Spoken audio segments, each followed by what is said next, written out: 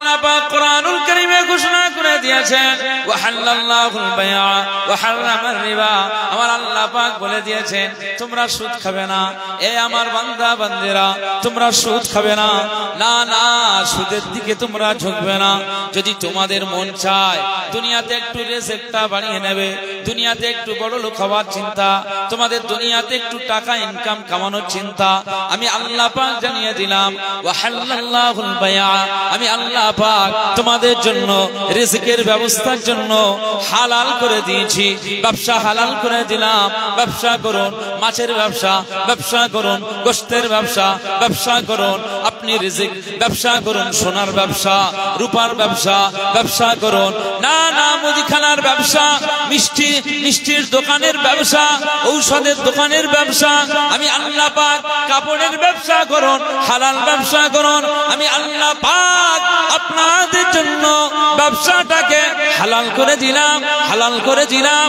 কেউ যদি এই ব্যবসা দোকানে ঢুকে যায়, কেউ যদি ব্যবসা করতে যায়, আমি আল্লাহর নাম নিয়ে এসে যখন ব্যবসাতে বেরিয়ে যাবে বিসমিল্লাহির রহমানির রহিম, আল্লাহু লতীফুম বিইবাদিহি ইয়ারযুকু মান ইয়াশাউ বিগাইরি হিসাব ওয়া হুয়াল কাবিয়ুল আজিজ। এটা যদি আয়াত আমার আল্লাহ নাযিল করে দিয়েছেন, বিসমিল্লাহ বলে এভাবে আল্লাহু লতীফুম বিইবাদিহি ইয়ারযুকু মান ইয়াশাউ ওয়া হুয়াল কাবিয়ুল আজিজ। পৃথিবীর জমিনে কোন বান্দা বান্দি যদি এইভাবে এই আয়াত তেলাওয়াতের মধ্যে দিয়ে ব্যবসা ওপেন করে দেয়, ব্যবসা শুরু করে দেয়, ব্যবসা যদি চালু করে দেয়, আমার আল্লাহ পাক ঘোষণা করে দেন আমার বান্দা বান্দিরা, আমি আল্লাহ পাক জানিয়ে দিলাম সুদ খেতে লাগবে না, হারাম খেতে লাগবে না। আমি আল্লাহ পাক ব্যবসাতে বরকত দিয়ে দেব। যদি বলবেন না সুবহানাল্লাহ। জন্য হালাল ব্যবসা করতে হবে, হালাল ব্যবসা করতে হবে, ব্যবসার সিস্টেম ওয়েজে করতে হবে। ধানাই পানাই ব্যবসা চলবে। গতকালকে এক জায়গায় আমি খাসির গোশত কিনতে গেছিলাম, ভালো করে শুনবেন। আমি কিন্তু এই কথাগুলো বলছি সময় কাটানোর জন্য নয়, আমার এই বক্তব্যটা সোশ্যাল মিডিয়াতে যাচ্ছে এবং আপনাদেরকে সজাগ করার জন্য এটা বলছি। বলবো না, জীবনে আমাদের বাস্তবতায় যেটা ফুটে ওঠে তার বিষয়ে যদি আমরা ওয়াজ নসিহত না করি, মানুষ কিন্তু শুধরাবে না। মানুষের পদক্ষেপে যে ভুলটা, এটা তুলে ধরার জন্য বাস্তবসম্মত কিছু বিষয়, অভিজ্ঞতার বিষয় তুলে ধরতে হবে, জি তাই না? এখন আমার বাড়ি পোলেরহাট, ভালো করে বুঝবে। আমার পোলেরহাট বাড়ি, অনন্তপুরে বাড়ি, পোলেরহাট বাজার আমার বাড়ি থেকে 4 মিনিট লাগবে বাজারে। তো আমার পোলেরহাট বাজারে গরু হাট পাবেন, সবজি হাট পাবেন, বড় বড় হাট সব পাবেন। সেখানে খাসির গোশত বিক্রি হয়, এটাও আপনি পেয়ে যাবেন। মুরগি পাবেন, গরুর গোশত পাবেন, সব পাবেন। খাসির গোশত মিলে যায়, এটাও পাবেন। তো কোনো কারণে আমার এক আত্মীয়, এক হাজী সাহেবের জন্য আমি এই খাসির গোশত কেনার জন্য আমি চেষ্টা করলাম। আমার আব্বা বলল পোলের হাটে যেভাবে খাসি জবাই হয় ওই গোশত ঠিক খেতে ভালো, মানে জায়েজ হবে না, হারাম হয়ে যাবে। আমাদের চোখের সামনে সব জবাই করে, দোকান মুসলিমের, কিন্তু জবাহ হচ্ছে, যে জবাহ করছে সে মাতাল, মদখোর। কথা বুঝতে পারছেন? আর যার মাতাল যদি মদ খেয়ে এসে জবাহ করে, হালাল হবে? এই হাফ প্যান্ট পরে যদি জবাহ করে, না নামাজ আছে, না কিছু আছে, না এ আছে শরিয়ত বিরোধী চলে। আমার আল্লাহ পাক বলেছেন যে পশুকে আমি আল্লাহ হালাল করেছি, গোশতকে হালাল করেছি, তবে যে গোশতে, যে পশু জবাহের সময় বিসমিল্লাহ নাম নেওয়া হয়, ওই পশুটা আমি আল্লাহ তোমাদের জন্য খাওয়া হালাল করে দিয়েছি। একবার জোরে বলুন সুবহানাল্লাহ।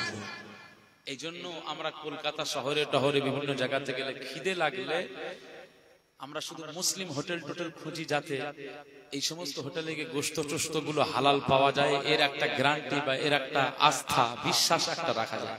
কিন্তু অন্য কওমের দোকানে গিয়েও চিকেন খাওয়া আমাদের জন্য সন্দেহজনক হবে। কথা বলেন ঠিক কিনা? টুকরো করে দিচ্ছে, গর্দান থেকে আলাদা করে দিচ্ছে, না আল্লাহর নাম না কিছু। আমি এখন আমার বোলেরহাট থেকে আমি চিন্তা করলাম যে একটু দূরে যাব, লাউহাটি যাব। ওখানে গেলে ভালো হয়তো পাওয়া যাবে, ভালো জাবাহ টাবাও হবে। সেখানে গেলাম, সেখানে গিয়ে আমার এক পরিচিত ভাই, লাউহাটি আমাদের বাড়ি থেকে 7 কিলোমিটার দূরে, গোশত আনতে যাচ্ছে। চিন্তা করে যে হালাল গোশত খাওয়ার জন্য চিন্তা করছে। এখন সেখানে গিয়ে এক ভাইয়ের লাউহাটি বাড়ি, তাকে ফোন করলাম, বলি ভাই এখানে যে খাসির গোশত বিক্রি হচ্ছে, এই গোশতটা জাবাহটা ঠিক আছে? সে বলল হুজুর আমার পছন্দ নয়, এখানে আপনি কিনবেন না, আপনি চলে যান রাজারহাট, ওখানে এক হাজী সাহেবের দোকানে বিক্রি হচ্ছে, ভালো, নিঃসন্দেহ সেটা কিনতে পারে। গিয়েছে আবার ওখান থেকে লাউহাটি থেকে রাজারহাট প্রায় 5 কিলোমিটার দূর। তাহলে আমি টোটাল 11-12 কিলোমিটার রাস্তার দূরত্ব গিয়েছি শুধু হালাল গোশত কিনবো বলে। আচ্ছা, এই যে পথটায় গিয়েছি, আপনি বলেন একটা হালাল উদ্দেশ্য যখন আমি বার হব, নিশ্চিত ভাবে মনে রাখতে হবে খাঁটি নিয়ত যদি হয়, এই প্রতিটি পদক্ষেপে আমার আল্লাহ তার গুনাহ মাফ করবে, সওয়াব লিখে দেবে। একবার জোরে বলুন সুবহানাল্লাহ। আপনার উদ্দেশ্য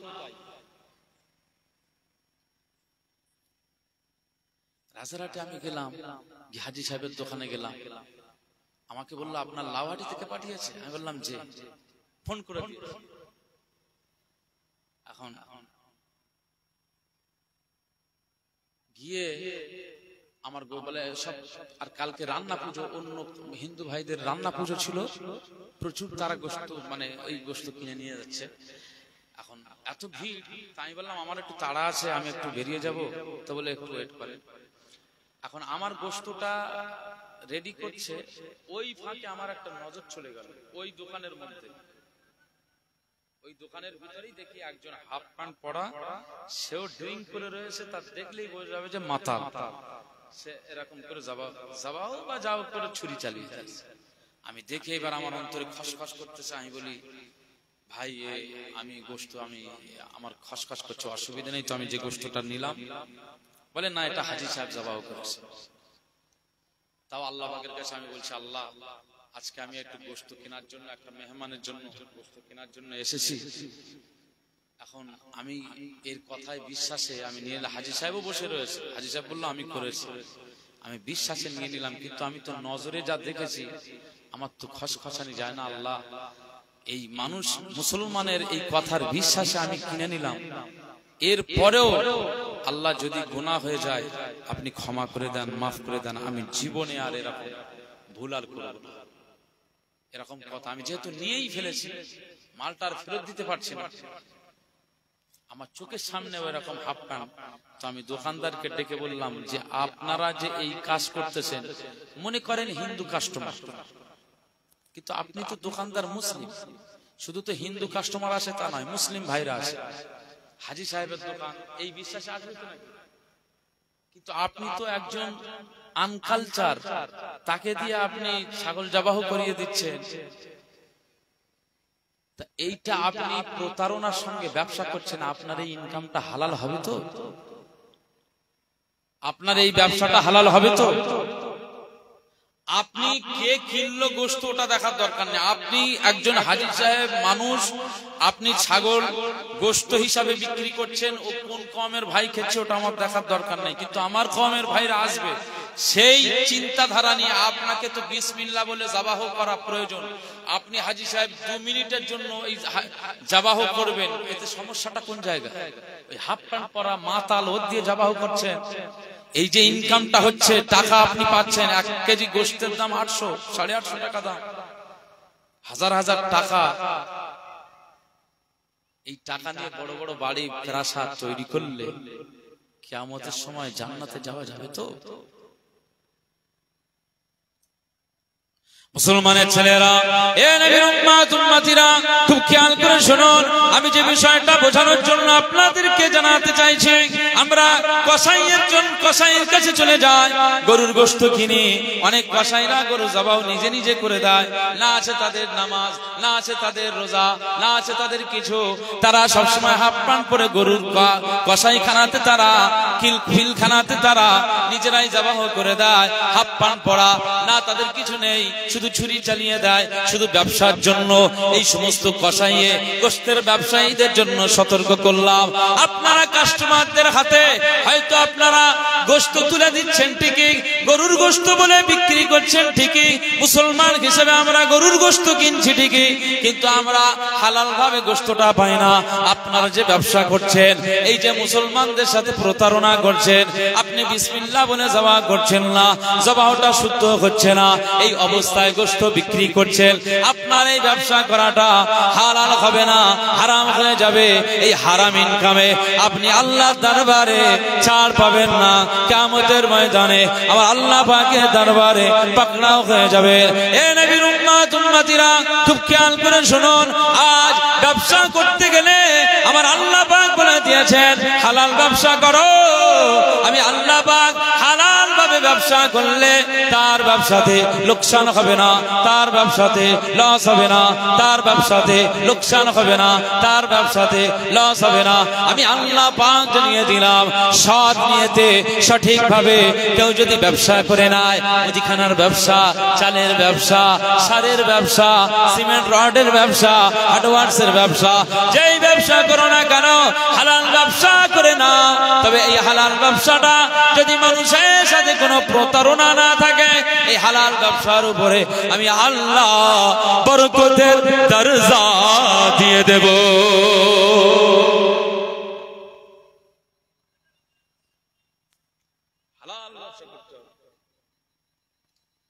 এই জন্য আমাদের সবাইকে খেয়াল রাখতে হবে, কোন রকমের কাস্টমারদের সাথে কোনো প্রতারণা না। যে মুসলমানের ছেলেরা, এ নবীর উম্মতিরা খুব খেয়াল করে শুনুন, আকা মাওলা রাসূলুল্লাহ সাল্লাল্লাহু আলাইহি ওয়াসাল্লাম বলেছেন, এ আমার সাহাবাইরা, এ আমার সাহাবায়ে কেরামেরা, আমি রাসূলুল্লাহ সাল্লাল্লাহু আলাইহি ওয়াসাল্লাম জানিয়ে দিলাম তোমরা ব্যবসা করো, সুদ খাবে না। রাসূলুল্লাহ সুদ নিষেধ করে দিয়েছেন, জাহান্নামের ভয় তিনি সতর্ক করে দিয়েছেন, জাহান্নামে যেতে হবে। কিয়ামতের ময়দানে সুদখোরদের পেটটা আমার আল্লাহ তো বড় করে দেবে। এই যে বেলুনগুলো দেখতে পাওয়া যায়, পেটটা এরকম বেলুনের মতো পাতলা হয়ে যাবে, পেটের ভিতরে সাপগুলো ঘোরাফেরা করবে। কিয়ামতের ময়দানে সুদখোরের পেটটা বড় বড় হয়ে যাবে, আর এই পেটের ভিতরে সাপগুলো দংশন করবে, সাপের দংশন।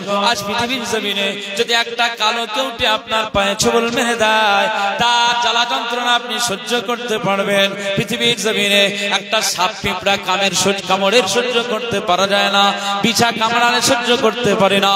এ নবীর উম্মতিরা খুব খেয়াল করে শুনুন, এই দুনিয়ার জমিনে যদি একটা কেউটে, একটা কালার সাপ, একটা বিষধর সাপ যদি আপনার মাথাতে ছোবল মেরে দেয়, অনেক সময় আগেকার সময়, এখন তো মাটির বাড়ির সংখ্যাটা কমে গেছে, এখন তো আমাদের রড সিমেন্টের বাড়ি হয়ে গেছে, ইটের বাড়ি, পাথরের বাড়ি, কোঠা বাড়ি হয়ে গেছে।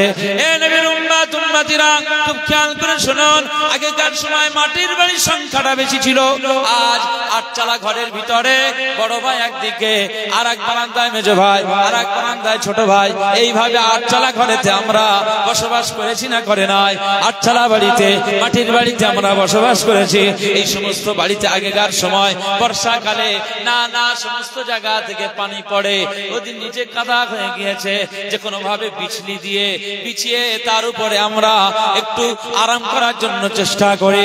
ওই বিছলির ভিতরে কালার সাপ ঢুকে গেছে, এই মানুষটা এভাবে বালিশে মাথা দিয়ে ঘুমিয়ে রয়েছে।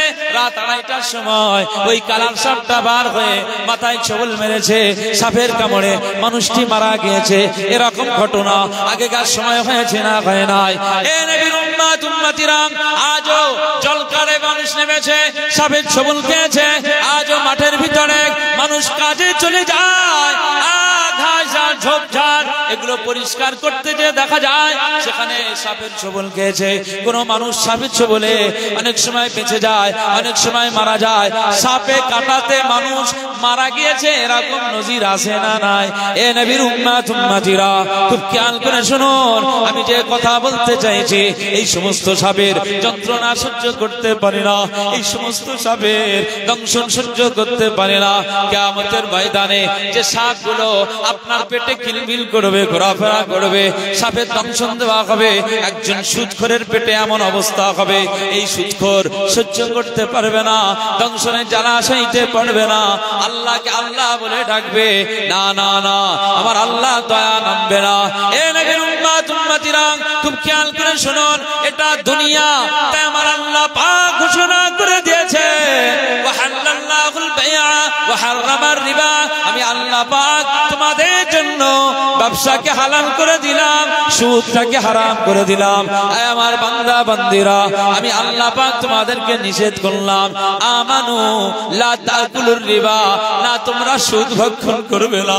এই মুসলমান শুনে রাখো, এই জলঘাটা এলাকার মানুষ শুনে রাখেন, আজকে আমাদের যতই কষ্ট হোক, কোন দিনের জন্য 1 টাকা সুদ খাবো না, এই অঙ্গীকার এখান থেকে নিতে হবে, এই শপথ এখান থেকে তৈরি করতে হবে। আজকে মুস্তাফায়ে কামলিওয়ালার আদর্শময় উম্মত আমরা যারা, আজকে মুস্তাফার আদর্শ নিয়ে এখান থেকে বেরিয়ে যেতে হবে। আজ এই মাহফিলটা দেওয়া হয়েছে মুস্তাফার আদর্শ নেওয়ার জন্য, মুস্তাফায়ে কামলিওয়ালার আদর্শ গ্রহণ করবার জন্য। এই জায়গায় আমরা যারা এসে পড়েছি, এখান থেকে অঙ্গীকারবদ্ধ হতে হবে, জীবনে যতই কষ্ট হোক না কেন, আমরা সুদের মধ্যে যাব না, সুদের আওতাভুক্ত হব না। কিয়ামতের ময়দানে দুনিয়াবি ক্ষেত্রে সুদ খেয়ে আরাম নেব, আয়েশ করব, বিলাসিতা করব, কিন্তু কিয়ামতের ময়দানে আমার আল্লাহ আমাদেরকে জাহান্নামের ভিতরে ফেলে দেবেন, দংশন করাবেন সাপ দিয়ে। না না না, এটা সহ্য করতে পারবো না। তাই আমরা এখান থেকে অঙ্গীকারবদ্ধ হয়ে যাব, জীবনে 1 টাকা সুদ আমরা ভক্ষণ করব না। আজ ওয়াজের মাহফিল থেকে, নবী দিবসের মাহফিল থেকে, মিলাদুস সিরাতের মাহফিল থেকে যদি এই জলঘাটা এলাকার মানুষ, যদি আপনারা এই চিন্তা নিয়ে, এখান থেকে এই টার্গেট নিয়ে একটা যদি আদর্শ নিতে পারেন যে জীবনে মরণ পর্যন্ত 1 টাকা সুদ আমরা ভক্ষণ করব না, এইটা অঙ্গীকার নিয়ে যদি এই মাহফিল থেকে বেরিয়ে যান, আজকের মাহফিলটা আমার আল্লাহ কবুল করে নিয়ে আপনার জন্য, আমার জন্য, সকলের জন্য আমার আল্লাহ হেদায়েতের নূর খুলে দেবে। বলবেন না, আল্লাহ পাক যেন আমাদের দ্বারাই এই কাজটা অন্তত করান, জীবনে যেন হারাম 1 টাকা না আমরা ভক্ষণ করি। বলুন সকলে আল্লাহ, জোরে বলেন আল্লাহুম্মা আমিন। একটু মহব্বতের সঙ্গে দরুদ শরীফ আল্লাহুম্মা। পিছনের চাচাজিরা ভাইরা একটু সামনে আসেন না, পিছন থেকে ভাইরা একটু সামনে আসেন, এই ফাঁকা জায়গাগুলো একটু বসেন, সামনে বসেন, একটু পিছন থেকে সামনে আসেন।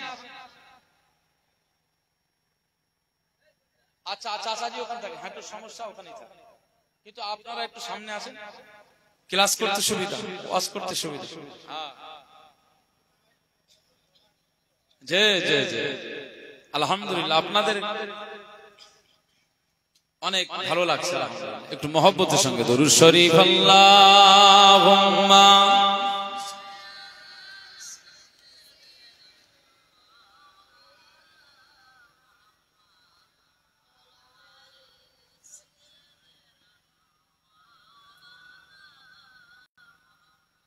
तेरी खुशबू मेरी चादर, तेरी खुशबू मेरी चादर, तेरे तेवर मेरा जेवर, तेरे तेवर मेरा जेवर, तेरा शैबा मेरा मसलक, वरफाना लका जिक्रक। बोलो सुभान अल्लाह। ورفعنا لك ذكرك، ورفعنا لك ذكرك، ورفعنا لك ذكرك، ورفعنا لك ذكرك۔ मेरी मंजिल तेरी आगट، मेरी मंजिल तेरी आगट، میرا سدرا تیری چوکھٹ میری منزل تیری آغٹ میرا سدرا تیری چوکھٹ تیری گاگر میرا ساگر تیرا صحرا میرا پنگھٹ میں ازل سے تیرا پیاسا نہ ہو خالی میرا کاسا تیرے واری تیرا بالک ورفعنا لک ذکر ورفعنا لک ذکر ورفعنا لک ذکر تیری خوشبو میری چادر تیرے تیور میرا زیور تیرے تیور میرا زیور تیرا شیبہ میرا مسلک ورفعنا لک ذکر ورفعنا لک ذکر ورفعنا لک ذکر ورفعنا لک ذکر ورفعنا لک ذکر تیرے دم سے دل بینا کبھی فارا کبھی سینہ تیرے دم سے دل بینا کبھی فارا کبھی سینہ نہ ہو کیوں پھر تیری خاطر میرا مرنا میرا جینا یہ زمین بھی ہو فلک سی نظر آئے جو دھنک سی تیرے در سے میری جان تک ورفعنا لک ذکر بولو سبحان اللہ جرے بولو ورفعنا لک ذکر ورفعنا لک ذکر تیری خوشبو میری چادر تیرے تیور میرا زیور تیرے تیور میرا زیور تیرا شیبہ میرا مسلک ورفعنا لک ذکر ورفعنا لک ذکر ورفعنا لک ذکر ورفعنا لک ذکر ورفعنا لک ذکر میں ہوں قطرہ تو سمندر میری دنیا تیرے اندر میں ہوں قطرہ تو سمندر میرے دنیا تیرے اندر میں ہوں قطرہ تو سمندر میری دنیا تیرے اندر سجداتا میرا ناتا نہ ولی ہو نہ قلندر تیرے سائے میں کھڑے گئے میرے جیسے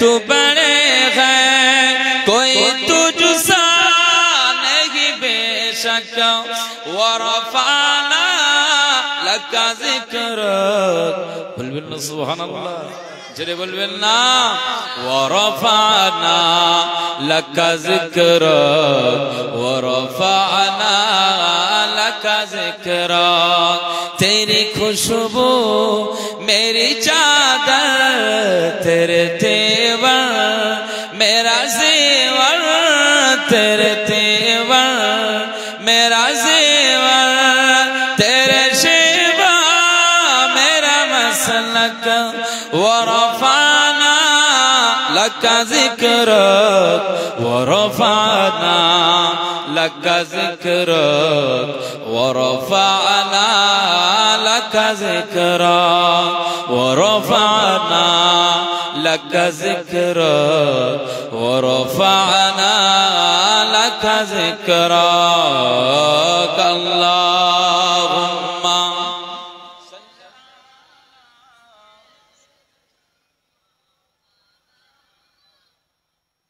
وعلى آل سيدنا আমার দিনদার ইমানদার ভাইরা, নেককার আল্লাহওয়ালা বাবাজিরা, আমার মুরব্বী চাচাজিরা, জলঘাটা এলাকার মানুষেরা, আপনাদেরকে এই বার্তাটাই দিচ্ছি যে আপনারা আমরা সবাই কিন্তু আমরা মুস্তাফায়ে কামলিওয়ালার উম্মত, মদিনাওয়ালার উম্মত। যে নবীজি আমাদের নিয়ে কিয়ামতের ময়দানে আল্লাহ পাকের দরবারে আমাদের নিয়ে গর্ব করবে, একবার জোরে বলবেন সুবহানাল্লাহ। তো সুদ খেলে কি নবীজি আমাদের নিয়ে গর্ব করবে? হারাম খেলে কি মুস্তাফা কামলিওয়ালা আমাদের জন্য গর্ব করবে? আহা, সেই নবীজির কথা মেনে আমাদের মুসলমানের ছেলেরা, এ নবী উম্মত উম্মতিরা, খুব খেয়াল করে শুনুন, আমার নবীজিকে আমার আল্লাহ কি মর্যাদা দিয়ে দিয়েছেন। তার আম্মা জান আমেনা রাদিয়াল্লাহু তাআলা আনহা বর্ণনা করেন, মা আমেনা কি মা তিনি হয়েছেন। আজকে আমাদের মারা গর্ভবতী হয়, মা আমেনা গর্ভবতী হয়েছিল। আমাদের মায়েরা গর্ভবতী হলে মায়েদের পেটে কষ্ট হয়, যন্ত্রণা হয়, ব্যথা হয়, পেন হয়, বিভিন্ন রকম সমস্যায় জড়িয়ে যায়। না না না, মুস্তাফায়ে কামলিওয়ালার আম্মা জান আমেনা রাদিয়াল্লাহু তাআলা আনহা বর্ণনা করেন, না না, আমি আমেনা রাদিয়াল্লাহু তাআলা আনহা আমিও তোমাদের মতো গর্ভবতী হয়েছিলাম, প্রেগন্যান্ট হয়েছিলাম, কিন্তু না তোমাদের মতো না, আমার এই গর্ভবতীর সাথে তোমাদের কোনো মিল হবে না। যেদিন থেকে আমি মুহাম্মদ সাল্লাল্লাহু আলাইহি ওয়াসাল্লামকে আমার গর্ভের ভিতরে নিয়ে নিয়েছি, আমার আল্লাহ আমার গর্ভে দান করে দিয়েছেন, সেই দিন থেকে আমার ভূমিষ্ঠ হওয়ার দিন পর্যন্ত, মুহাম্মদ সাল্লাল্লাহু আলাইহি ওয়াসাল্লাম ভূমিষ্ঠ হওয়ার দিন পর্যন্ত না না কোনো দিনের জন্য আমার ছেলের কারণে আমি আমেনা কোনো যন্ত্রণা আমার পেটে হয় না। আমাদের মায়েরা, আমাদের ভাবিরা, আমাদের ঘরের স্ত্রী যারা গর্ভবতী হয়েছে না হয়নি বলেন, যন্ত্রণা হয় না? এখন তো বাচ্চা আসার সাথে সাথে আমরা গাইনো ডিপার্টমেন্টের ডাক্তার দেখাই, মহিলা বিশেষজ্ঞ ডাক্তার আমরা দেখাই না, যাতে পেটের বাচ্চাটা সংরক্ষিত থাকে, সুন্দর থাকে, মাও ভালো থাকে, বাচ্চাও ভালো থাকে। সমস্ত রকমের যন্ত্রণা, ব্যথা, উপশম পাওয়ার জন্য আমরা সবসময় ট্রিটমেন্ট রাখার চেষ্টা করি।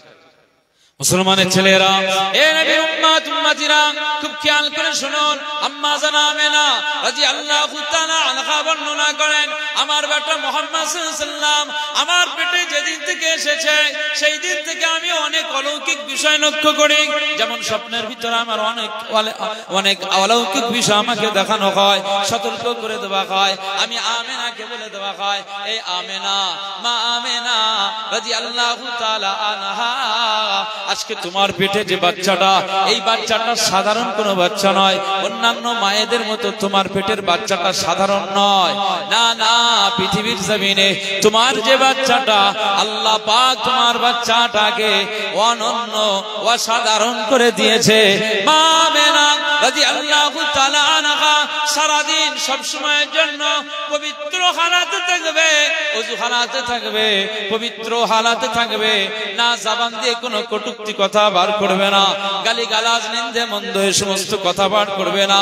কারণ আমার আল্লাহ পাক তোমার পেটের বাচ্চাটাকে আমার আল্লাহ পাক तमाम জগতের জন্য নবী করে দিয়েছে।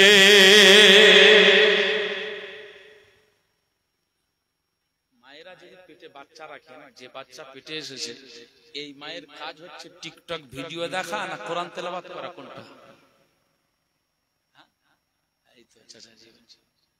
আমাদের ঘরের বিবিদের যাদের পেটে বাচ্চা এসেছে, এই বাচ্চারা পেটে আসবার সময় পরে থেকেই ওই মায়ের সতর্ক হওয়ার দরকার আছে না নাই বলে?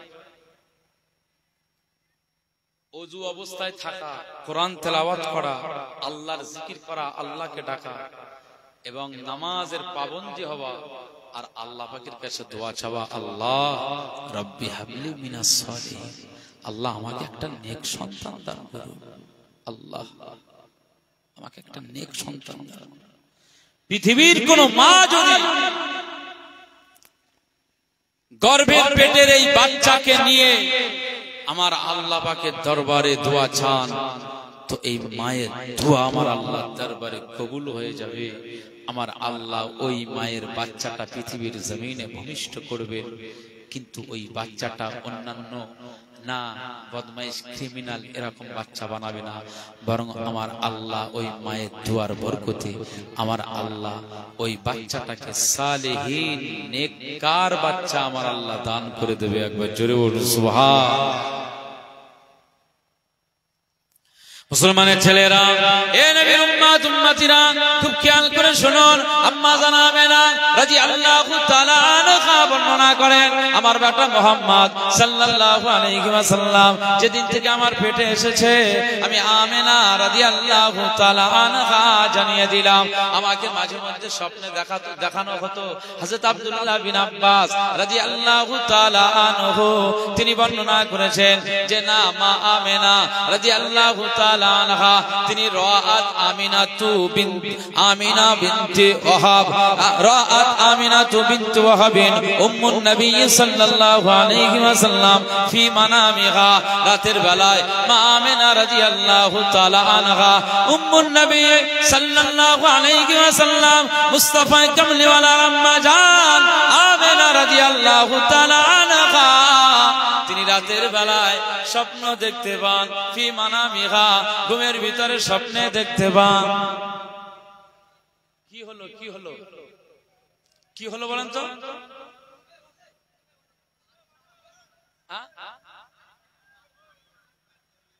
এই ওখানে কারা গন্ডগোল করছে, পাকাচ্ছে কারা?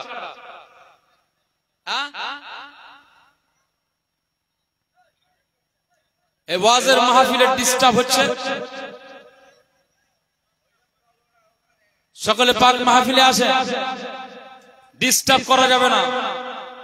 যারা বদমাইশি করছেন কিছু ছাড়া হবে না বলে রাখছি। ওয়াজের মাহফিলের সাইডে একদম ডিস্টার্ব চলবে না। আর মা বোন যারা মেয়েরা ঘুরছেন, আপনাদের মোটে রাস্তায় ঘোরা যাবে না, ঘরের ভিতরে চলে যান। দোকান পাশারি শেষ বেলায় বন্ধ করে দিতে হবে, দোকান পাশারি বন্ধ করে দিতে হবে। ওয়াজের মাহফিল এটা নষ্ট করা যাবে না। কথা বুঝতে পারছেন? সকলে এসে বসে যান।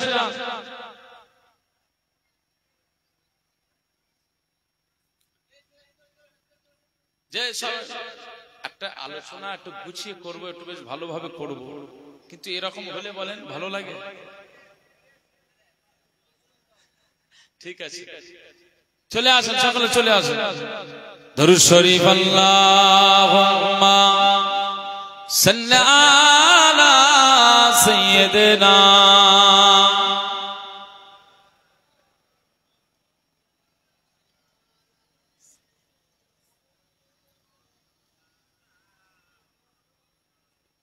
আমার দিনদার ইমানদার ভাইরা, নেককার আল্লাহওয়ালা বাবাজিরা, আমাদের ঘরের বিবিরা, আমাদের ঘরের বৌমারা, আমাদের ঘরের স্ত্রীরা গর্ভবতী হলে দেখবেন হুজুরদের কাছে, আমাদের কাছেও আসে অনেক সময়, যা হুজুর পেটে বাচ্চা আছে, আমার মেয়ে, আমার বৌমা এই 4-5 মাস, রাত্রে ভয় দেখে, ভয়ের স্বপ্ন দেখে, হ্যাঁ একটু ভালো করে তদবির করে দেন তো, ভালো করে তাবিজ দেন। এরকম হয় না? হয় না? স্বপ্নগুলো দেখে সাপ এসে নাকি কামড়াচ্ছে, এই ধরনের স্বপ্ন দেখে। রাসূলুল্লাহ সাল্লাল্লাহু আলাইহি ওয়াসাল্লামের আম্মা জান আমিনা রাদিয়াল্লাহু আনহা বলছেন যে আমি স্বপ্নের মধ্যে থেকে দেখি কোনো ভয়ের, কোনো আতঙ্কের কোনো স্বপ্ন আমি দেখি না, বরং আমি যেটা দেখি সেটা হচ্ছে যে আমার পেট থেকে একটা লাইট, নূর একটা বার হয়ে যাচ্ছে। এই নূরের তাজাল্লিতে আমি দেখছি যে মক্কার জমিন থেকে ওই শাম, সিরিয়া, সেখানের বুশরাদের গম্বুজ, প্রাসাদের সেই সমস্ত গম্বুজগুলো, মিনারগুলো, চূড়াগুলো, প্রাসাদগুলো আমি আমিনা রাদিয়াল্লাহু তাআলা আনহা আমার ঘর থেকে আমি সেইগুলো দেখতে পাচ্ছি। একবার জোরে বলুন সুবহান। কি নবীজি আমরা পেলাম, কি নবীজি আমরা পেলাম। রাসূলুল্লাহ সাল্লাল্লাহু আলাইহি ওয়াসাল্লাম হুজুর পাক আমার আল্লাহ দরজাওয়ালা নবী করে আমাদেরকে পাঠিয়েছেন। মুসলমানের ছেলেরা, হে নবীর উম্মত উম্মতিরা খুব খেয়াল করে শুনুন। আম্মা জান আমেনা রাদিয়াল্লাহু তাআলা আনহা বর্ণনা করেন, না না না না, রাআত আমিনাতু বিনতু ওয়াহাবিন উম্মুন নবী সাল্লাল্লাহু আলাইহি ওয়াসাল্লাম ফি মানামিহা।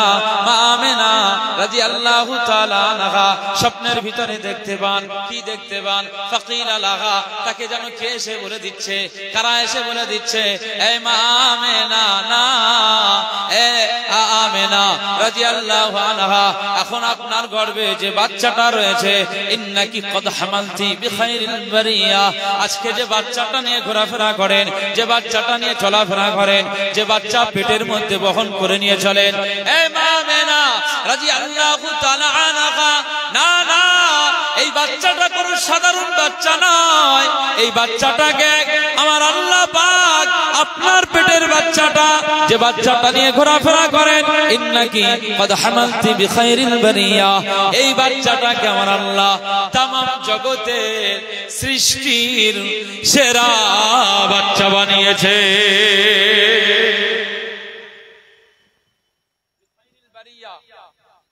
আমার আল্লাহ আপনার পেটের বাচ্চাটাকে তামাম জগতের ভিতরে সৃষ্টির সেরা বাচ্চা আমার আল্লাহ আপনার পেটের মধ্যে দান করেছেন। একবার জোরে বলুন সুবহানাল্লাহ।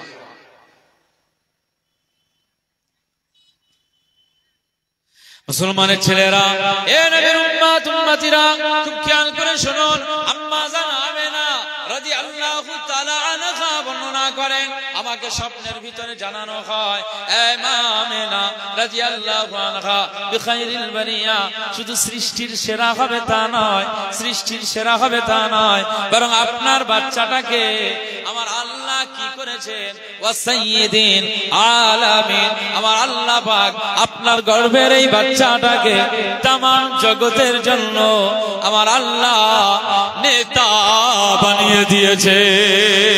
মুসলমানের ছেলেরা, এ নবীর উম্মত উম্মতিরা খুব খেয়াল করে শুনুন। মা আমেনা রাদিয়াল্লাহু তাআলা আনহা বর্ণনা করেন, আমার স্বপ্নের ভিতরে এইভাবে আমাকে বলা হলো যে আপনার ছেলেটা সৃষ্টির সেরা, আপনার ছেলেটা তামাম জগতের নেতা। না না, ফাইজা ওয়ালাতিহি ফাসাম্মিহি, আপনার ছেলে যখন জন্ম নেবে, আপনার ছেলে যখন ভূমিষ্ঠ হয়ে যাবে, আপনার ছেলে যখন ভূমিষ্ঠ হয়ে যাবে, মা আমেনা রাদিয়াল্লাহু তাআলা আনহা আজ আপনার ওই বাচ্চাটাকে ফাসাম্মিহি নাম দিয়ে দেবে। কি নাম দেবে? আহমাদা ওয়া মুহাম্মাদা, আহমদ সাল্লাল্লাহু আলাইহি সাল্লাম এই নাম রাখবে, আর মুহাম্মদ সাল্লাল্লাহু আলাইহি সাল্লাম এই নাম রাখবে। কারণ আমার আল্লাহ পাক আপনার বেটাকে পৃথিবীর জমিনে মানুষ প্রশংসা করবে, এমন প্রশংসা করবে যে তামাম পৃথিবীর মানুষ আপনার ছেলের বিষয়ে চর্চার মাহফিল করবে, তার নিয়ে জীবনী আলোচনা করবে, তার চর্চা করবে, তার জিকির করবে। আমার আল্লাহ পাক তার শান সম্পর্কে জানিয়ে দিয়েছেন, ওয়া রাফা'না লাকা যিকরাক, আয় আমার হাবিব, আমি আল্লাহ পাক আপনাকে তামাম জগতের ভিতরে আপনার চর্চা, আপনার জিকির, আপনার শান, আপনার ইজ্জতের আলোচনাটাকে আমি আল্লাহ আরশ চুম্বি করে দিয়েছি, সমুন্নত করে দিয়েছি। এজন্য আহমদ মুহাম্মদ, মুহাম্মদ সাল্লাল্লাহু আলাইহি সাল্লাম এই নামের অর্থ হচ্ছে চরম প্রশংসিত। নামের অর্থ কি? চরম প্রশংসিত। এই পৃথিবীর জমিনে রাসূলুল্লাহ সাল্লাল্লাহু আলাইহি সাল্লামের এই জন্মের পেটে থাকা অবস্থা থেকে শুরু করে আর ইন্তেকাল পর্যন্ত 63 বছরের এই বিষয়ে মানুষ প্রশংসা করে না, করে না? তার প্রতিটি আচার আচরণ, তার চলাফেরা, তার কথাবার্তা, তার হাসিটাও নিয়ে মানুষ প্রশংসা করে যে রাসূলুল্লাহ সাল্লাল্লাহু আলাইহি সাল্লাম হুজুর পাকের হাসি ছিল খিলখিল হা হা হা, এরকম নয়, বরং মুস্তাফা কামলিওয়ালার হাসি ছিল তাবাসসুম, মানে মুচকি মুচকি তিনি হাসতেন। একবার জোরে বলুন সুবহানাল্লাহ। রাসূলুল্লাহ সাল্লাল্লাহু আলাইহি সাল্লামের মানুষ প্রশংসা করে না, করে না? মাইকেল এইচ হার্ট, সে কি আমাদের মুসলমান?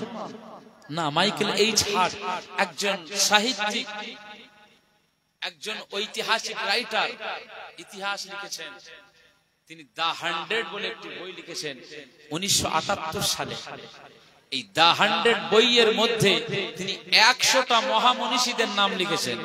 কথা বলুন, 100।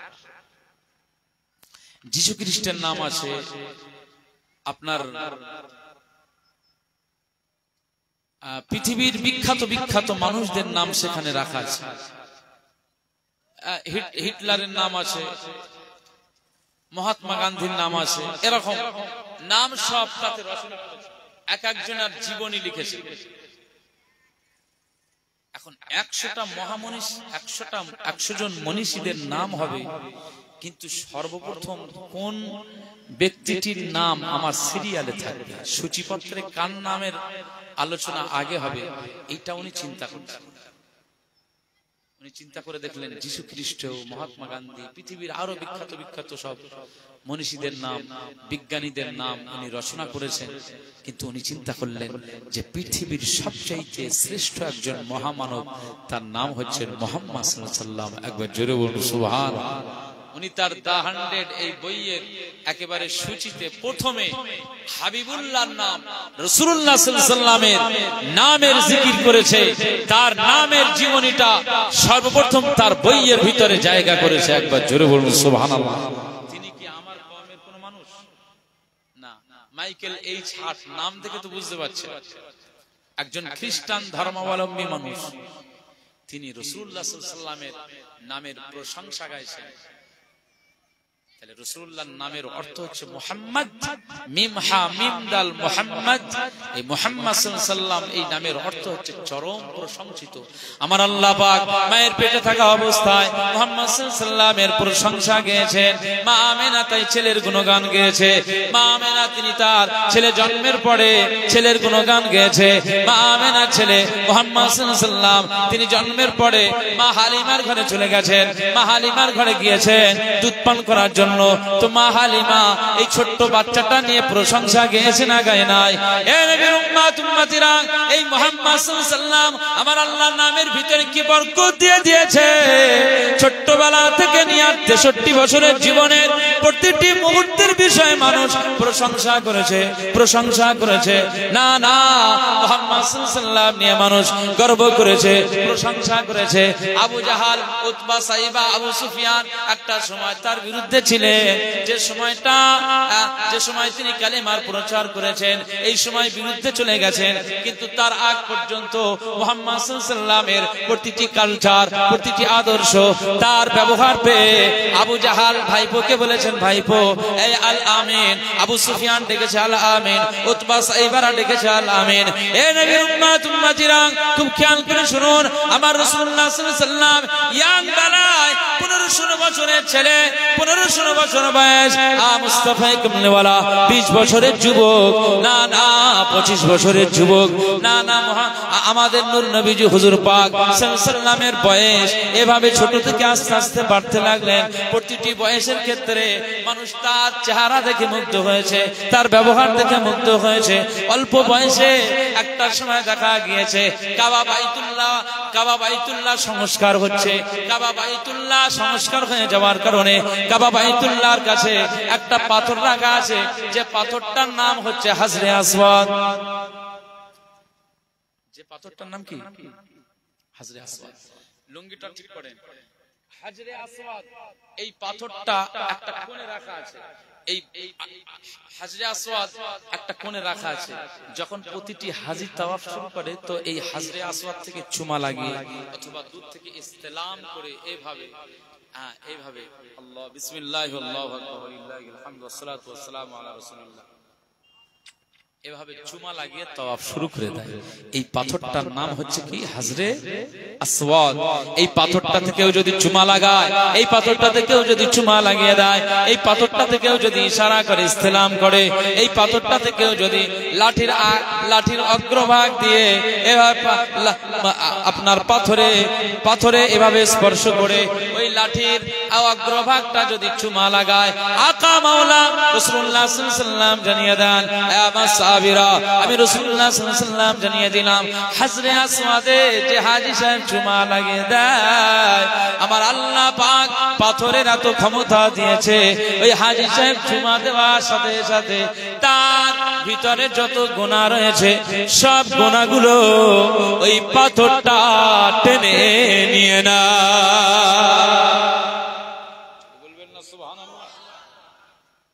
রাসূলুল্লাহ সাল্লাল্লাহু আলাইহি ওয়াসাল্লামের বয়স তখন কম, এখন ওই কাবা যখন নির্মাণ হচ্ছে আবার নতুন করে সংস্কার হচ্ছে সেই সময় মক্কার ওই হাজরে আসওয়াদ এক জায়গায় রাখা আছে, ওটা সরানো হয়েছিল। এখন ওটা কাবা শরীফের ওই কোণটাতে লাগানো হবে, সেট করা হবে। এখন হাজরে আসওয়াদ পাথরটা সেট করবে কারা? চারটে দলে বিভক্ত হয়ে গেছে। এই দলের পক্ষ বলে আমাদের লিডার লাগাবে, ও দলের পক্ষ বলে না আমাদের বংশের মর্যাদা রয়েছে, আমাদের দলের মানুষ ওই পাথরটা ওখানে লাগিয়ে দেবে। আর এক দল মাথা চাউর দিয়ে বলছে মাথা খারাপ নাকি, আমাদের বংশের মানুষ আজীবন এখানে এইভাবে কাজ করে গিয়েছে, এখন ওনারা এসে পাথর লাগাবে। এটা হতে পারে, এটা হতে পারে না।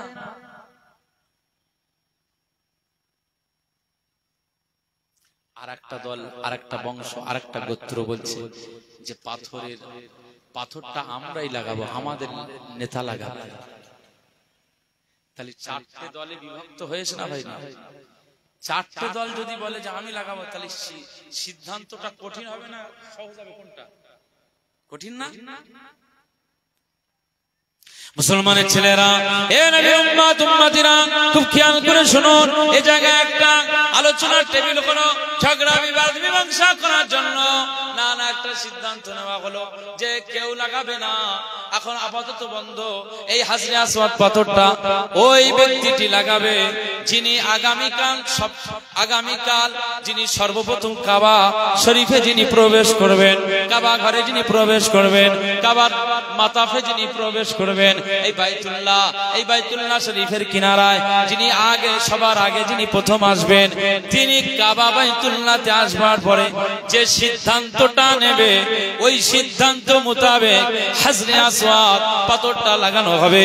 না না না না, যখন এই সিদ্ধান্ত হয়ে গেল পরের দিনে ফার্স্ট মর্নিং ভোরবেলাতে দেখতে পাওয়া যায় না কে আছে, কাবা বাইতুল্লাহ থেকে ঢুকেছে, কাবা বাইতুল্লাহ থেকে এসেছে, না অন্য কোনো বংশের ছেলে আসে নাই, অন্য কোনো গোত্রের মানুষ আসে নাই। কাবা ঘরে যে প্রথম এসেছে তিনি অন্য কেউ নন, উনি হলেন তামাম জগতের লিডার সাইয়্যিদুল মুরসালিন রাহমাতুল লিল আলামিন, মা মেনার কলিজার টুকরা হযরত মুহাম্মদ মুস্তাফা সাল্লাল্লাহু আলাইহি ওয়াসাল্লাম সর্বপ্রথম কাবা ঘরে তিনি সর্বপ্রথম প্রবেশ করেছেন। পরের দিনে দেখতে পাওয়া যায় তিন দুনিয়ার বাদশা হাবিবুল্লাহ কাবা চত্বরে আগে ঢুকে গিয়েছে। বলবেন না সুবহানাল্লাহ। রাসূলুল্লাহ সাল্লাল্লাহু আলাইহি ওয়াসাল্লাম প্রথম ঢুকেছে, মুহাম্মদ সাল্লাল্লাহু আলাইহি ওয়াসাল্লাম যে প্রথম ঢুকেছে, এইটা সবার দারে দারে সবার কানে কানে পৌঁছে গিয়েছে। মানুষ খুশি যে রাসূলুল্লাহ মুহাম্মদ সাল্লাল্লাহু আলাইহি ওয়াসাল্লাম তিনি একজন ভালো ব্যক্তি, ভালো ছেলে, তার দ্বারাতে কোনো অসামাজিক কাজ হবে না, বরং তিনি যে সিদ্ধান্তটা নেবেন নিশ্চয়ই কল্যাণমূলক সিদ্ধান্ত নেবেন।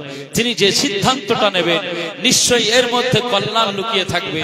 তিনি যেভাবে সিদ্ধান্ত করবেন মানুষের ভিতরে কোনো হিংসা থাকবে না, নিশ্চয়ই তার মধ্যে ভালোবাসা থাকবে। তিনি যে সিদ্ধান্ত আর যে ফয়সালা করবেন গোটা আম জনতার কাছে সেটা একটা সুন্দর একটা বার্তা চলে যাবে, ভালোবাসার বার্তা। আশা করা যায় মুহাম্মদ সাল্লাল্লাহু আলাইহি ওয়াসাল্লামের দ্বারাই এমন কিছু সিদ্ধান্ত হবে না যেটার দ্বারাতে হিংসা বেড়ে যাবে, বরং তার দ্বারাই যেটা সিদ্ধান্ত হবে তাতে ভালোবাসা আর সম্প্রীতি বাড়বে। একবার জোরে বলুন সুবহান। মক্কার মানুষদের ভিতরে এই আলোচনা, এই আওয়াজ যখন পৌঁছে গেল সবাই খুশি। রাসূলুল্লাহ সাল্লাল্লাহু আলাইহি ওয়াসাল্লাম আমাদেরকে কি শিক্ষা দিয়েছেন চিন্তা করুন। মুসলমানের ছেলেরা, এ নবীর উম্মত উম্মতিরা খুব খেয়াল করে শুনুন, চার বংশের মানুষ চলে এসেছে, চার বংশের চার গোত্রের মানুষ চলে এসেছে, আর সবার দাবি আমাদের নেতা হাজরে আসওয়াদটা ফিট করবে, হাজরে আসওয়াদটা সেট করে লাগাবে। না না, এটা একটা সম্মানীয় বিষয়, এটা একটা সম্মানীয় বিষয়। দেখবেন বর্তমান সময়ে এই জন্য এটা ভালো করে গুরুত্ব দিয়ে শুনতে হবে, বুঝতে হবে এটা মর্যাদার বিষয়। আজকে কেন এই হাজরে আসওয়াদ পাথরটা লাগানোকে কেন্দ্র করে আজ গোত্রদের মধ্যে ঝগড়া আর হিংসা? এরা বলে আমরা করব, ওরা বলে আমরা করব, ওরা বলে আমরা নেতৃত্ব দেব। এটা আসলে একটা সম্মানের বিষয়, অন্য কোনো বিষয় নয়। মনে রাখতে হবে আজ আমাদের সমাজে মসজিদ কেন্দ্রিক, মসজিদ নিয়ে অনেক সময় দ্বন্দ্ব হয়, মসজিদ নিয়ে অনেক ঝামেলা তৈরি হয়। ও বলে আমি সেক্রেটারি হব, ও যে কাজগুলো করে সেটা ভুল। আবার যিনি সেক্রেটারি রয়েছে তিনি বলেন আমি আজীবন রয়েছি, আমি মৃত্যু পর্যন্ত ছাড়ব না। এরকম দ্বন্দ্ব হয় না, হয় না? আমাদের সমাজের মসজিদ এরকম হয় না, হয় না? আসলে সেক্রেটারি পদে থাকলেই যে বিশাল ইনকাম হয় সেটা বড় বিষয় নয়, বরং মসজিদের মুতাওয়াল্লিয়া, সেক্রেটারিয়াল সভাপতি হওয়া, কমিটিতে যুক্ত থাকা মানে এটা একটা সম্মানের বিষয় হয়ে যায়, তাই না? এটা সম্মানের বিষয়। আরো তো কমিটির মধ্যে ঢুকলে আরো পয়সা ব্যয় হয়, আরো পয়সা যায়। কথা বুঝতে পারছেন? দেখবেন অনেক দোকান ওপেন হয়, অনেক দোকান ছেলে দোকান করেছে। এখন কেউ উদ্বোধন করে একটা ভালো আলেম দিয়ে, কেউ উদ্বোধন করে একটা হুজুর দিয়ে, কেউ উদ্বোধন করছে নিজের আব্বাকে দিয়ে, যে আমার আব্বা ছাড়া তো আমি দুনিয়াতে আসতে পারতাম না, সুতরাং আজকে আমি একটা বড় ফ্রিজের দোকান করলাম, কি এসির দোকান করলাম। সুতরাং নিজের আব্বাকে দিয়ে দোকান উদ্বোধন করছে। এরকম ফিতে লাগানো থাকে, তো কাঁচিটা আব্বার হাতে তুলে দেয়, আব্বা বিসমিল্লাহ বলে ফিতেটা কেটে দেয়। যদিও বা এই ফিতে কাটা জায়েজ না জায়েজ সেটা পরের কথা, জায়েজ কি না জায়েজ আমি নিজেও জানি না, আর এই বিষয়ে মাসালা সেরকম নজরে পাই না। তবু অনেক দোকান এভাবে ওপেনিং হয় না, হয় না? ফিতে কেটে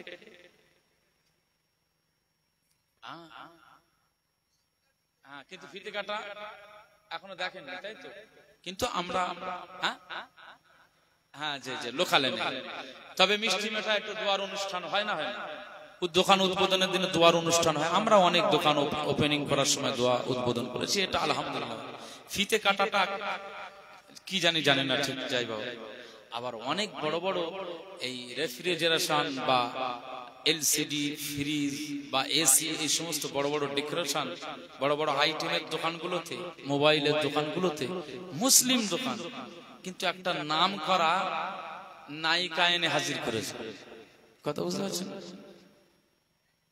নুসরাত জাহানের নিয়ে আছে। এখন নুসরাত জাহান নামটা মুসলিম, কিন্তু সেই নায়িকার কালচারটা কি অমুসলিমের মতো। গায়ে কাপড় নেই, কিচ্ছু নেই, আবার তার বাপ নাকি হাজী সাহেব। আল্লাহু আকবার। ওই মেয়েটা আল্লাহর ভয় বলে কিছু আছে?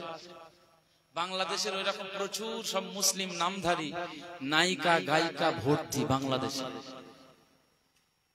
মুসলিম রাষ্ট্র, এত নায়িকা গায়িকা, এত হক পীর আছে, হক শায়েখ আছে, তার মধ্যে ভণ্ড পীর আছে। আমাদের সমাজে হক আলেম আছে, হক পীর আছে, আবার ভণ্ড পীর ভণ্ড আলেম আছে, তো সবকিছু আছে। কিন্তু মুসলিম নামে, কিন্তু কর্মের দ্বারাই তো যদি না হয়, সে কি আল্লাহর দরবারে মুসলমান বলে পরিচয় হবে? তা একজন নায়িকা দিয়ে দোকান ওপেনিং করতেছে, নুসরাত জাহান। এখন এই নায়িকা যখন ওপেনিং করতেছে, আমার দোকানে বরকত যা ছিল ও ওপেনিং করার সাথে সাথে সব বার হয়ে যাবে। কথা বুঝতে পারছেন? আল্লাহু আকবার। আমার এই দোকানটার ব্যবসা আমার আল্লাহ হালাল করেছেন, তাহলে শুরুয়াতে একটু কোরআন তেলাওয়াত, একটু দোয়া, একটু আল্লাহর কাছে ফরিয়াদ করা, যে আল্লাহ ব্যবসাতে বরকত দান করুন। যে নায়িকা সারা জীবন ন্যাংটো হয়ে, উলঙ্গ হয়ে, নাচ গান করে সে চলে, যার প্রতি আমার আল্লাহ নারাজ, তাকে এনে আমার দোকানের ওপেনিং করতেছি, আর আল্লাহ পাকের ওই আল্লাহ হাফেজ বলে উপরে লিখে রেখেছি দোকানের ভিতর, ওই দোকানে বরকত আসবে বলে মনে হয়? তো যা বরকত থাকবে ও তো ওপেনিং করার সাথে সাথেই তো পালাবে। কথা বুঝতে পারছেন? এই জন্য আমাদের খুব সাবধানে থাকতে হবে, সাবধানে চলতে হবে, খুব সাবধানে থাকতে হবে। মুসলমানের ছেলেরা, এ নবীর উম্মত উম্মতিরা, খুব খেয়াল করে শুনুন। আমি যে কথাটা বোঝানোর জন্য বলতে চাইছিলাম, তাহলে যিনি দোকান উদ্বোধন করার জন্য এভাবে কাঁচি ধরবে, তাহলে এতগুলো মানুষ তার পিছনে রয়েছে, কিন্তু যিনি কাঁচি ধরছেন তার সম্মানটা বেশি। ওই জায়গায় যেহেতু তিনি কাটতেছেন, ওপেনিংটা তিনি করে দিচ্ছেন, উদ্বোধনটা তার মাধ্যমে হচ্ছে, এটা সম্মানের বিষয়। উনি যে কাটলেই বিশাল টাকা ইনকাম হবে তা বিষয় নয়, এই জায়গাটা একটা সম্মানের বিষয়। এ নবীর উম্মত উম্মতিরা, খুব খেয়াল করে শুনুন।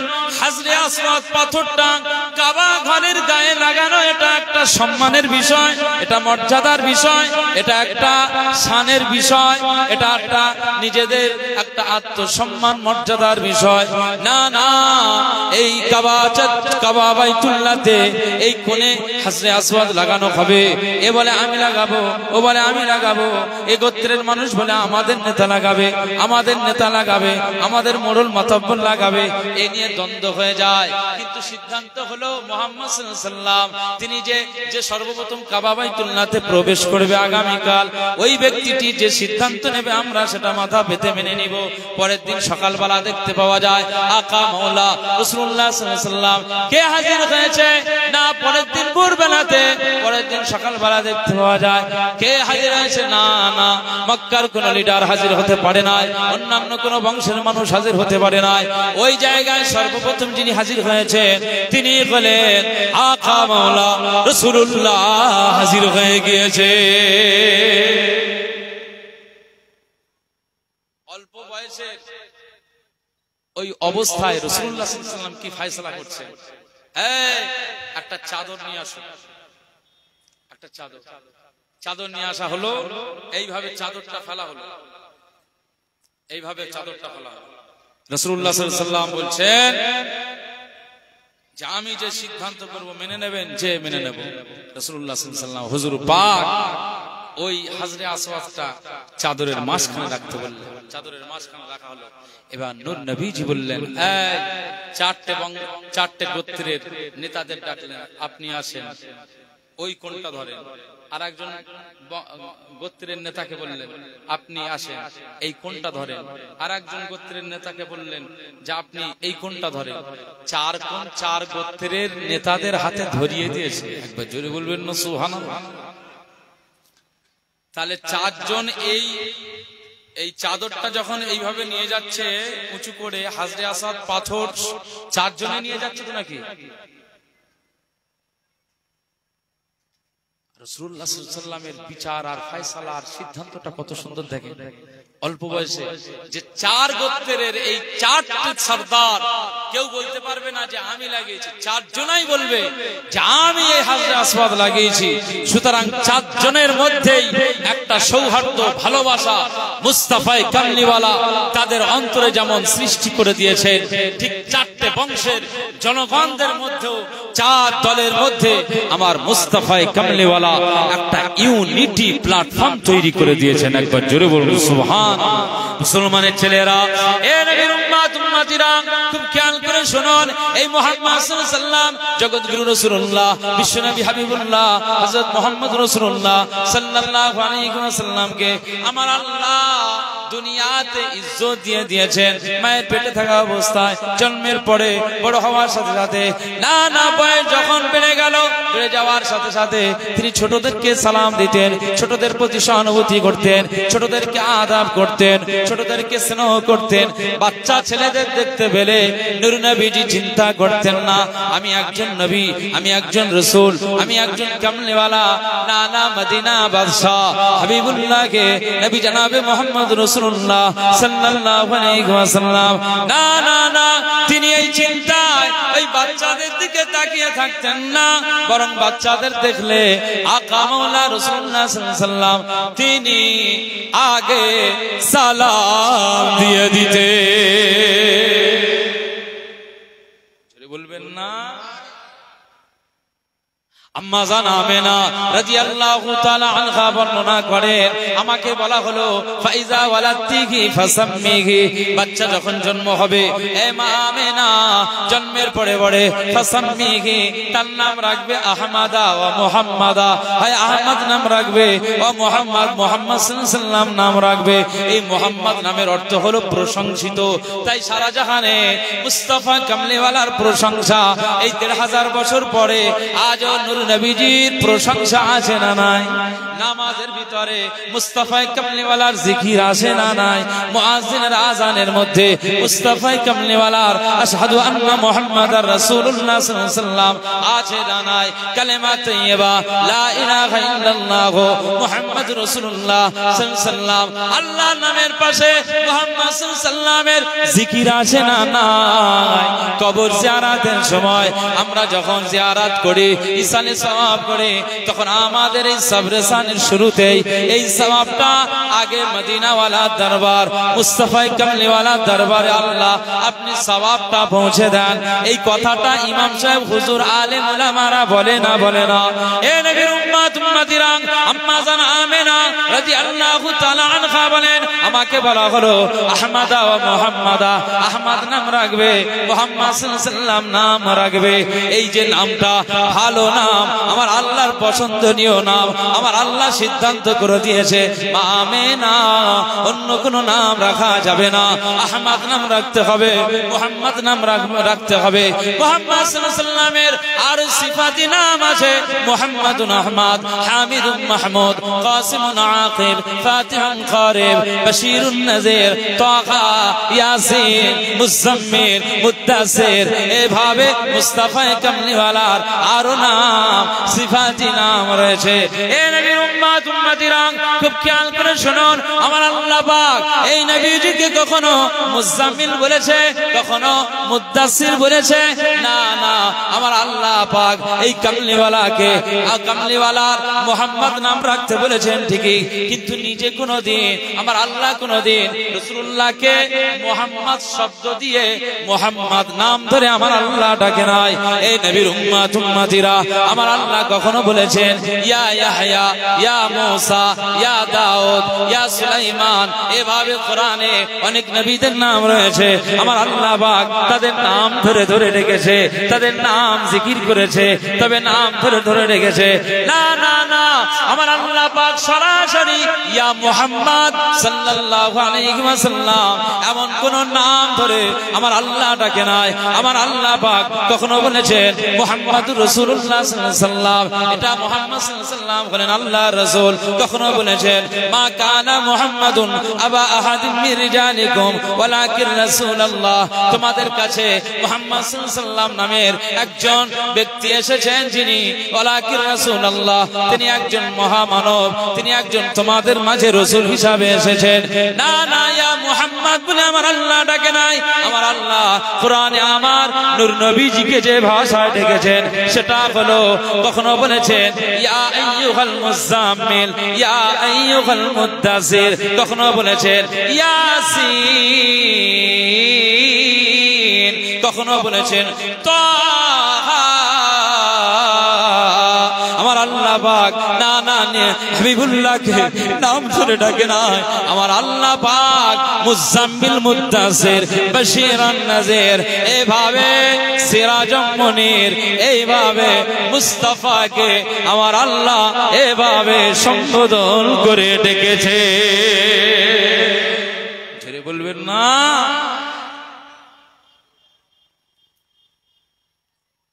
সরাসরি ভাবে ডাকি না। আম্মা জান আমিনা রাদিয়াল্লাহু তাআলা আনহা বলছেন যে আমার ছেলেটাকে বলা হলো যখন জন্ম হবে তখন নাম রাখবে আহমদ ওয়া মুহাম্মদ। আল্লাহ পাক স্বপ্নের মধ্যে আমাকে এভাবে সতর্ক করে দিচ্ছেন। আর আমাদের মায়ের পেটের বাচ্চা চলে আসলে স্বামীর সাথে বলছো, ওগো শুনছো, যদি আমার এই বাচ্চাটা ছেলে হয় না তো ওর নাম রাখা হবে চঞ্চল। কি নাম রাখবে? এই বলেন চঞ্চল। তুমি দেখো প্লিজ, আমি এইটা পছন্দ করেছি, তুমি খবরদার এই নামটা যেন একটু রাখা হয় চঞ্চল। কি নাম? চঞ্চল। ও বড় হয়ে খুব ভালো মানুষ হয়ে তসবিহ দানা করবে না চঞ্চলের মতো চলবে? নামের ভিতরে বরকত আসে না নেই বলে? নামের ভিতরে বরকত আসে না নেই? আছে। এই জন্য নাম রাখতে হবে ভালো। লালটু, ভল্টু, সিন্টু, চিন্টু, পিন্টু, কত নাম, মানে এভাবে যদি বলা যায় অনেক নাম বলা যাবে। মধু, মধুমিতা, আকাশ, ফুল, জুঁই, জবা, টায়ের, টিউব, নাম তো নেই আর। আরে ভোটো, গবা, মবা এসব যদি হয় তা টায়ের, স্পক এসব তো নাম হবে তো? কি বলতেছেন আপনি? আচ্ছা ভোল্টু নাম হয়? যদি কারোর ভোল্টু নাম হয় তো ব্লাস্ট এমনি হবে।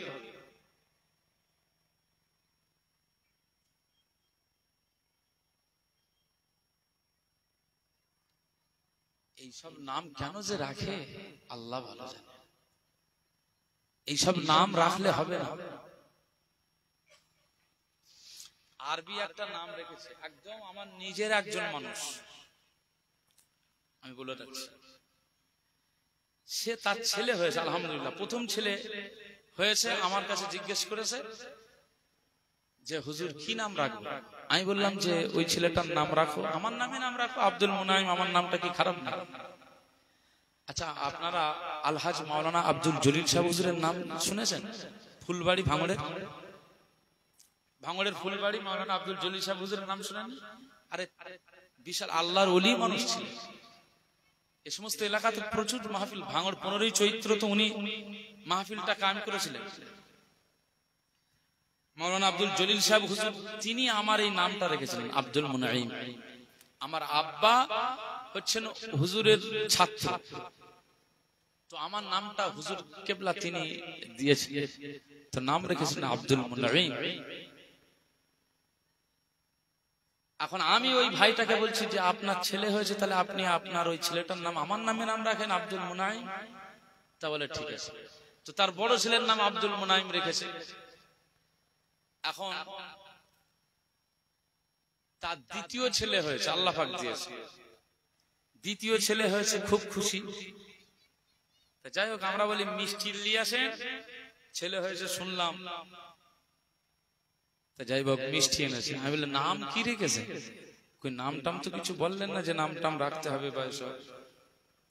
বলে ওর মাটা পছন্দ করে রেখেছে, নাম রেখেছে আব্দুল ফাতি। কি নাম রেখেছে? আব্দুল ফাতি। সমাজে একটা শব্দ ইউজ হয়, আরবি শব্দ, আপনারা বললেই বুঝতে পারেন, ফিতনা। ফিতনা বা ফিতনা, এই ফিতনার দ্বারা, এই শব্দ দ্বারা আপনার কি মনে হচ্ছে? ফিতনা শব্দটা, এটার দ্বারাতে আপনি কি মনে হচ্ছেন? খুব সুন্দর না? ফিতনা মানে বিশাল একটা ঝগড়া ঝামেলার বিষয়। কোনটা? ফিতনা মানে ঝগড়া না?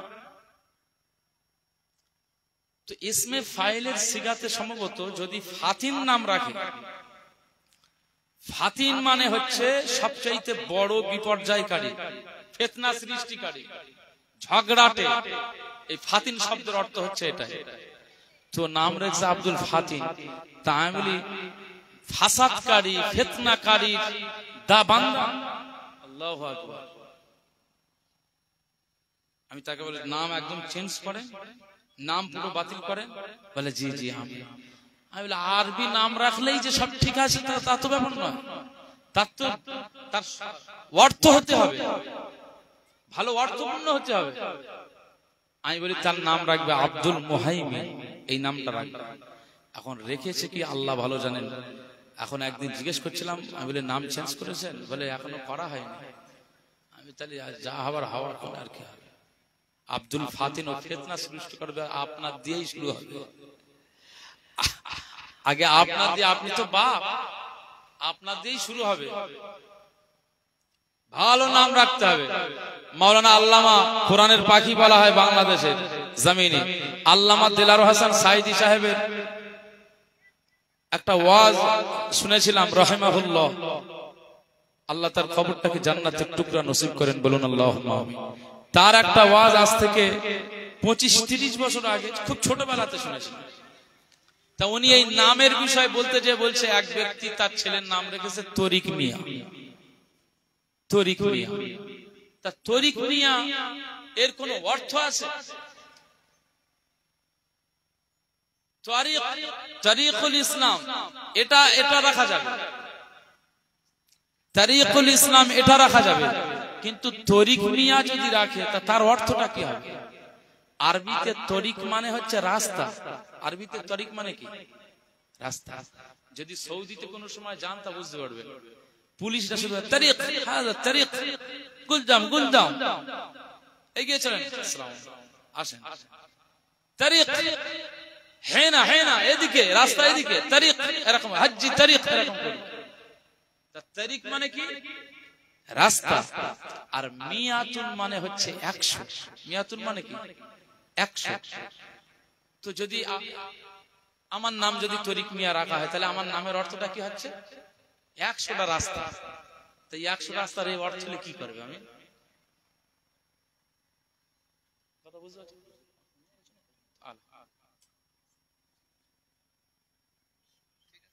উঠে আসুন। আলহামদুলিল্লাহ।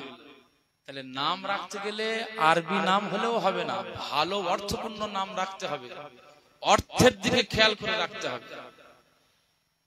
কারণ নাম রেখেছে সানাম, আরবি শব্দ সানাম, কিন্তু সানাম মানে তো হচ্ছে পুতুল, মূর্তি। কথা বুঝতে পারছেন না? সানাম নাম রাখা যাবে না। সুতরাং আমাদেরকে খেয়াল রাখতে হবে, ভালো নাম রাখতে হবে। মুসলমানের ছেলেরা, এ নবীর উম্মত উম্মতিরা, খুব খেয়াল করে শুনুন।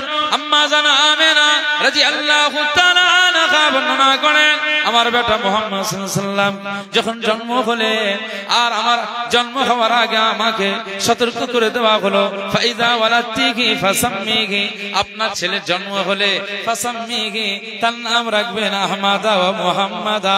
আহমদ সাল্লাল্লাহু আলাইহি ওয়াসাল্লাম, মুহাম্মদ সাল্লাল্লাহু আলাইহি ওয়াসাল্লাম, এই নামটাকে রাখা হবে না। না না, আপনার ছেলে হলে মা, আপনি আপনার ছেলেকে খারাপ নাম রাখবেন না।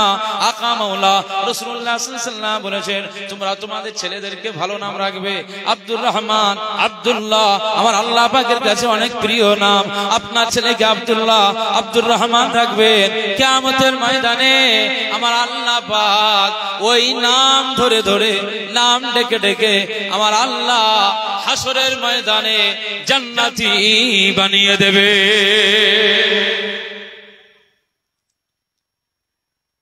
খেয়াল রাখতে হবে। আম্মা জানা আমেনা রাদিয়াল্লাহু তাআলা আনহা বলেন, আমি স্বপ্নের মধ্যে দেখতে পাই, আমাকে বলা হলো ওয়াল্লিকি আলাইহি হাযিহি, একটা বিষয় বলা হচ্ছে যে এই যে ফলকটা, এই যে কাগজের টুকরাটা দেখতে পাচ্ছেন, মা আমেনা রাদিয়াল্লাহু তাআলা আনহা এটাকে আপনার ছেলের উপরে ঝুলিয়ে দেবেন, এটা ছেলের উপরে রেখে দেবেন। সেই লেখাটা কি লেখা? ফান্তাবাহাত, মা আমেনা রাদিয়াল্লাহু আনহা জাগ্রত হয়ে দেখলেন, ভোরবেলা জাগ্রত হয়ে দেখছেন যে ওয়াইন্দা রাসিহা, তার মাথার কাছে দেখতে পাওয়া যায়, তার মাথা মুবারকের কাছে দেখতে পাওয়া যায় একটা কাগজ পড়ে রয়েছে, যে কাগজের উপরে দা লেখা আছে সাহিফাতুম মিন যাহাবিন মাকতুবুন ফিহা, যে কাগজের টুকরার উপরে লেখা আছে, সোনার কালি দিয়ে লেখা রয়েছে, সোনার কালি দিয়ে লেখা মাথার কাছে পড়ে রয়েছে। আম্মা জান আমেনা রাদিয়াল্লাহু তাআলা আনহা তিনি বলেন, ওতে লেখা রয়েছে যে এই লেখাটা কি লেখা? আপনার ছেলে মুহাম্মদ সাল্লাল্লাহু আলাইহি ওয়াসাল্লাম দুনিয়ার জিন ইনসান আর শয়তানের ওয়াসওয়াসা থেকে, অনিষ্ট থেকে এই মুহাম্মদ সাল্লাল্লাহু আলাইহি ওয়াসাল্লামকে আমি আল্লাহর আশ্রয় দিয়ে দিলাম, আল্লাহর জিম্মাদারিতে দিয়ে দিলাম। এই সমস্ত কথা এই কাগজের টুকরাতে লেখা আছে। আমি আমেনা ঘুম থেকে উঠে দেখতে পাই ওই সোনার লেখা, সোনার হরফে লেখা কাগজের টুকরাটা আমার মুহাম্মদ সাল্লাল্লাহু আলাইহি ওয়াসাল্লামের জন্য আমার আল্লাহ পাঠিয়ে দিয়েছে।